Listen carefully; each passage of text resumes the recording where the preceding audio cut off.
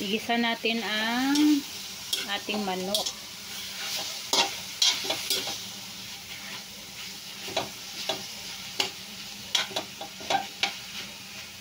Yan.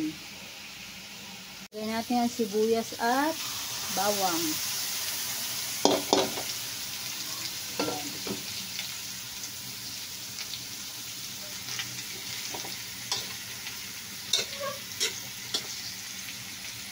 Pag medyo maluto na ang ating manok, pwede na tayo maglagay ng ating mga gulay. 3 klase lang yung gulay na ilalagay ko. Natin ang carrots, sayote.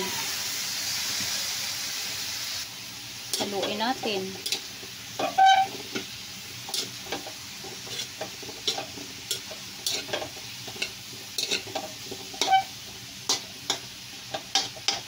O, diba? Ang ganda. May kulay-kulay. Lagyan natin ng paminta. Haluin natin. Ayokong maglagay ng ng patis. Bawal po sa akin ang patis. Paminta na lang. Yan.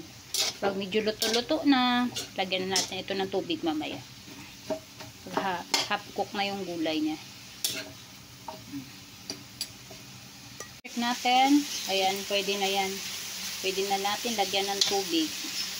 Lagyan natin ng maraming sabaw dahil masarap ang sabaw.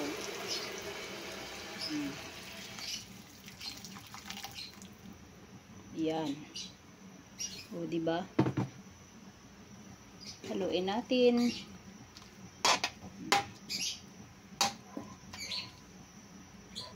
Lagayan natin ng celery. Lagyan natin ng cabbage. Sarap, maraming gulay. Haluin natin.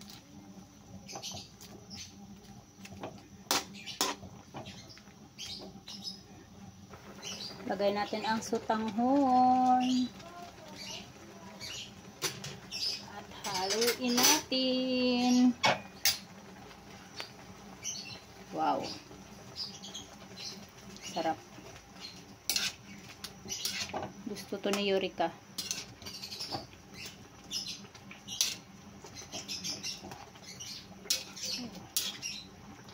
Ang lalaki naman ang hiwa ng manok.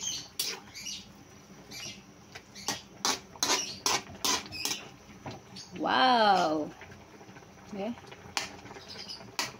Tikman natin.